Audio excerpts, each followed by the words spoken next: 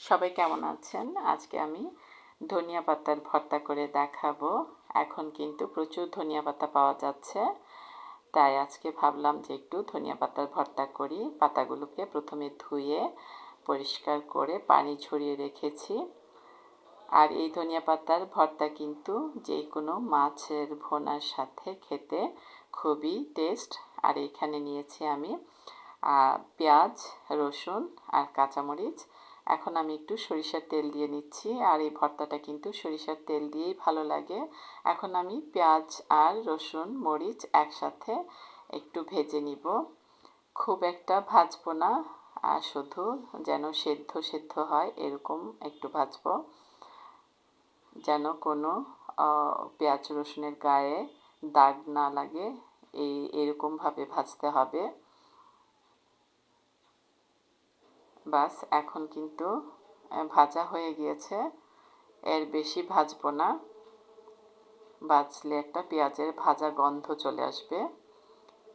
এখনই আমি একটু লবণ দিলাম, দিয়ে একটু নেড়ে চেড়ে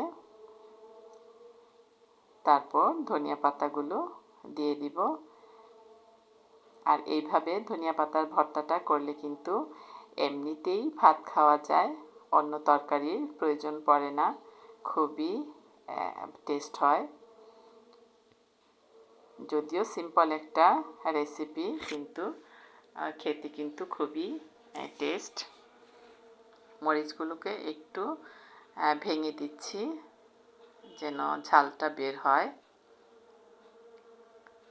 বাস আমি যেরকম করে ভেজে নিয়েছি ঠিক এরকম করেই কিন্তু ভাজতে হবে। এবার পাতাগুলোকে দিয়ে দিচ্ছি, আর পাতাগুলোকে দিয়ে একটু হাই হিটে ভেজে নিব যেন কালারটা নষ্ট না হয়। আর খুব একটা কিন্তু ভাজবো না, জাস্ট একটু নেড়ে চেড়ে পাতাটা যদি একটু নরম হয়ে আসে তখনই কিন্তু এটা নামিয়ে নিব। নামিয়ে বেটে নেওয়াবো। আর কারোর যদি বাটার আর সমস্যা হয় তাহলে ব্লেন্ড করে নিতে পারেন। আর ব্লেন্ড করলে কিন্তু ভর্তাটা এত টেস্ট হয় না যেটা নাকি বাটাবাটিতে হয়। তাই যাদের বাটার কোনো সুযোগ নেই তারা ব্লেন্ড করেই নিতে হবে, তাছাড়া উপায় নেই।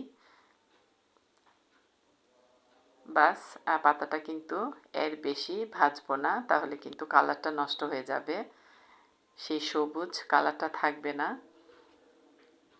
অনেকটুকু পাতা কিন্তু মিশে কতটুকু হয়ে গিয়েছে, একদম অল্প হয়ে গিয়েছে।